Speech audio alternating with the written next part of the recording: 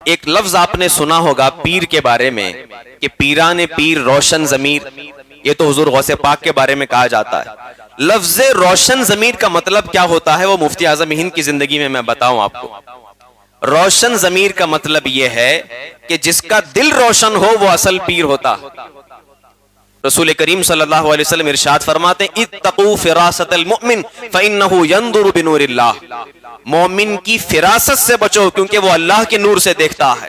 کافر جب دیکھتا ہے تو وہ سامنے اپنی نگاہوں سے جو دیکھتا ہے اس پر یقین کر لیتا ہے، لیکن ایک مومن جو اللہ پر بھروسہ رکھتا ہے، اللہ پر ایمان رکھتا ہے، اللہ تعالیٰ اس کا دل اتنا منور کر دیتا ہے کہ وہ اپنے دل کی نگاہوں سے سمجھ جاتا ہے کہ کیا سچائی اور کیا اس میں جھوٹ بات ہے۔ حضور مفتی اعظم ہند کے بارے میں گھر کا واقعہ بتا رہا ہوں، بہت دور جانے کی بات نہیں کہ آپ کیسے روشن ضمیر ہیں۔ میں نے بارہا ہمارے نانا سے یہ واقعہ سنا ہے، اور جب جب میں سنتا تھا ان کی آنکھوں میں آنسو ہوتے تھے۔ میں وہی سوچتا تھا کہ یا اللہ یہ کیسے پیران عظام تھے کہ ان کے مریدین جب بھی ان کا نام ذکر کرتے آنکھوں میں آنسو آ جاتے ہیں۔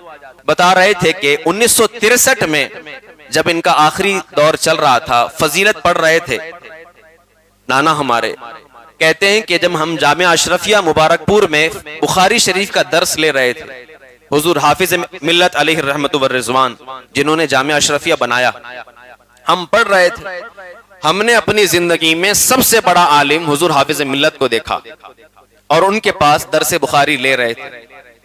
اچانک ہم نے دیکھا کہ حضور حافظ ملت کھڑے ہو گئے اور کوئی ایک بزرگ آئے ہیں نورانی چہرے والے، عمر دراز۔ حضور حافظ ملت نے ان کا ہاتھ چوما، اپنی گدی پر بٹھایا، خود نیچے بیٹھ گئے اور اپنے شاگردوں سے کہا کہ تم سب ان سے مرید ہو جاؤ، ان کے پاس بخاری شریف کی ایک حدیث پڑھ لو۔ تو ہم نے سوچا یہ بزرگ ہیں کون کہ ہم نے جن کو سب سے بڑا مانا تھا حافظ ملت، وہ ان کی عزت کر رہے ہیں۔ تو حضور حافظ ملت نے کہا جانتے ہو یہ کون ہے؟ ان کا نام ذکر نہیں کیا بلکہ کہا یہ اعلیٰ حضرت کے بیٹے ہیں۔ کہتے ہیں کہ اس وقت پورے علماء نے جتنے بھی وہاں پر فارغین تھے سب نے حضرت کے ہاتھ پر بیعت کی۔ اب آپ ماحول جانتے ہیں، مدرسوں کے اندر ہزاروں بچے ہوتے ہیں، سینکڑوں بچے ہوتے ہیں، اور پیر صاحب آئے، کئی لوگ مرید ہوئے۔ کہاں دھیان رہتا ہے کس پر کہ کون مرید ہوا کون نہیں ہوا؟ اور آپ کی شخصیت تو وہ کہ 1 کروڑ آپ کے مریدین ہیں، لیکن آپ دیکھیں روشن ضمیر پیر کیسا ہوتا ہے۔ مرید ہو گئے 1963 میں، بات آئی گئی ختم ہو گئی۔ اس کے بعد یہ ہبلی آ گئے اور یہاں پر خدمت کرنے لگے، کبھی آکولا میں خدمت کی، کبھی ہبلی میں، کبھی منگوڑ میں۔ تقریباً 7 سال کا عرصہ گزر گیا۔ 7 سال یا 8 سال کے بعد حضور مفتی اعظم ہند ایک بار ہبلی تشریف لائے، اور کمبار باڑے کی سرزمین پر ایک گھر آج بھی ہے، اس گھر میں مہمان بن کر کے آپ آئے ہوئے تھے۔ اور ہمارے نانا جان کہتے ہیں کہ میں لوگوں کو بلا رہا تھا اور مرید بنا رہا تھا، لوگوں کو بلا رہا تھا مرید بنا رہا تھا۔